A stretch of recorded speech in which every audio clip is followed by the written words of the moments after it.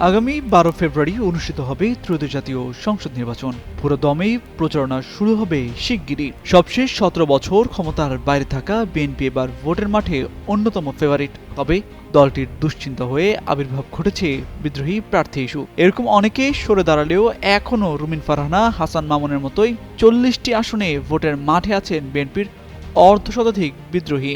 এর মধ্যে মরার উপর খাড়ার ঘা হিসেবে নতুন ইস্যু গুরুত্বপূর্ণ 3 আসনে প্রার্থিতা বাতিলের ঘটনা। তবে বিএনপি নেতারা বলছেন ফ্যাক্টর হবে না বিদ্রোহীরা।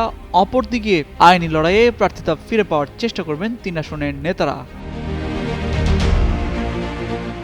মূলত তফসিলের পর আসন ভিত্তিক প্রার্থী ঘোষণা করে বিএনপি। এরপর থেকেই দলটির দুশ্চিন্তা হয়ে দাঁড়ায় বিদ্রোহীরা। দলটির হিসেবে দলের সিদ্ধান্ত উপেক্ষা করে অন্তত 52টি আসনে মনোনয়নপত্র জমা দিয়েছেন 91 জন। বিদ্রোহী ঠেকাতে 30 ডিসেম্বর দলটির সাবেক চেয়ারপারসন খালেদা জিয়ার মৃত্যুর দিনই বহিষ্কার করা হয় 10 নেতাকে। কিন্তু তাতেও মেলেনি সুফল। শেষমেশ সরাসরি হস্তক্ষেপ করতে হয় দলীয় প্রধান তারেক রহমানকে। চেয়ারম্যানের আশ্বাসে এরই মধ্যে ভোটের মাঠ থেকে সরে দাঁড়িয়েছেন অন্তত 10 জন। বিএনপি স্থায়ী কমিটির সদস্য আমির খসরু মাহমুদ চৌধুরী বলেন, এখনো সময় আছে, তারা সময় মতো সিদ্ধান্ত নেবে। আর কেউ যদি সিদ্ধান্ত না নেয় তাহলে তাদের বিরুদ্ধে দলের গঠনতন্ত্র অনুযায়ী সিদ্ধান্তে আসতে হবে।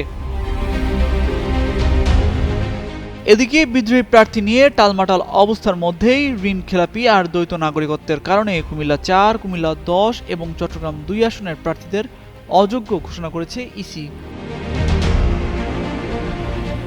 তবে উচ্চ আদালতে রিট করে প্রার্থিতা ফিরে পাওয়ার সুযোগ এখনো আছে বলছেন দলটির আইন সহায়তা উপকমিটির প্রধান ও সুপ্রিম কোর্টের জ্যেষ্ঠ আইনজীবী ব্যারিস্টার রুহুল কুদ্দুস কাজল।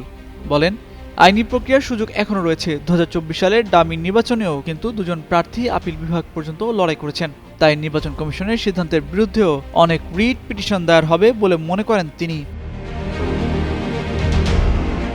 অন্যদিকে তফসিল অনুযায়ী মনোনয়ন প্রত্যাহারের শেষ দিন 20 জানুয়ারি। বিএনপি ভোটের মাঠ থেকে বিদ্রোহীদের সরাতে সময় পাবেন আর মাত্র একদিন। এখন দেখার বিষয় একাধিকবার রাষ্ট্র ক্ষমতায় থাকা দলটি নির্বাচন পূর্ববর্তী সময়ে কিভাবে কেমন করে এই পরিস্থিতি সামাল দেয়।